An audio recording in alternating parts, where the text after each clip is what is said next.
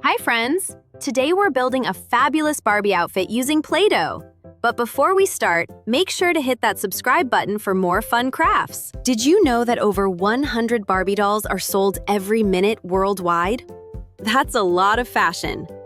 Let's start her outfit by rolling out a thin layer for a stylish bodice. Barbie made her debut on March 9, 1959, in a black and white swimsuit. That's over 60 years of fashion. Now, let's add a flowy circle skirt to our design. Barbie was even an astronaut in 1965, years before the moon landing. Let's add some matching sleeves to her outfit. With over 250 careers, from astronaut to surgeon, Barbie has done it all.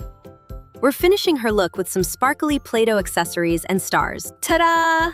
Our Play-Doh Barbie is ready for the runway. She looks absolutely amazing. What a transformation! She's owned over 40 pets, including a panda and a lion.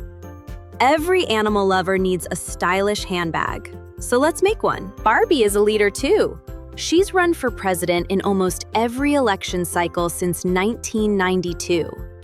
Let's give her a special presidential sash. The best-selling Barbie ever is the 1992 Totally Hair Barbie.